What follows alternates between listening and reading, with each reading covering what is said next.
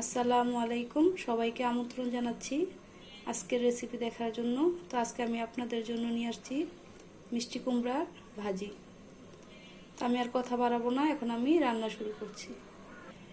চুলায় একটি কড়াই বসিয়ে আমি ভাজির জন্য পরিমাণ মতো তেল দিয়ে দিয়েছি। এখন একে একে আমি উপকরণগুলো দিয়ে দিচ্ছি।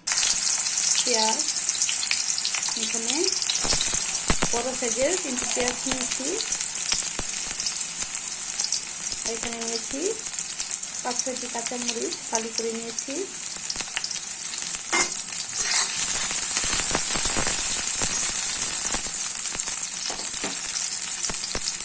লবণ দিব 1 চামচ। কিছুক্ষণ ভাজা ভাজা করে নিব। আমি সামান্য পরিমাণ হলুদের গুঁড়া দিয়ে দিব।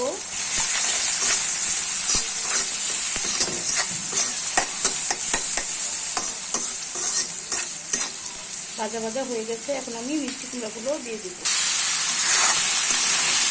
কুমড়াগুলো দিয়ে আমি ভালোভাবে সবগুলো মশলার সাথে মিশিয়ে নিব। এখন আমি 10 মিনিট থেকে জাল করে নিব।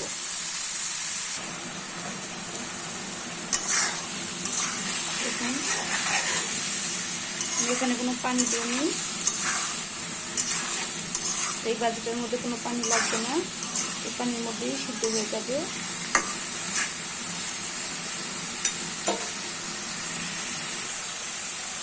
ভাজিটা প্রায় হয়ে আসছে, এখন এখানে আমি 1 চামচের মতো চিনি দিয়ে দিব।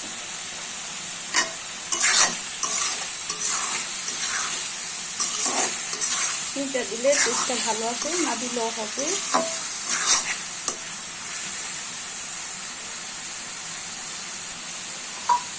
আর দিয়ে দিব ধনেপাতা কুচি।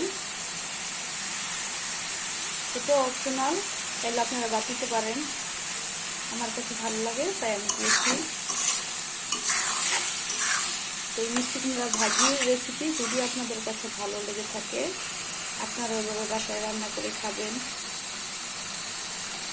আর ভালো লাগলে আমার চ্যানেলটিকে সাপোর্ট করবেন, লাইক দিয়ে আমার চ্যানেলের পাশে থাকবেন। ধন্যবাদ সবাইকে। আল্লাহ হাফেজ।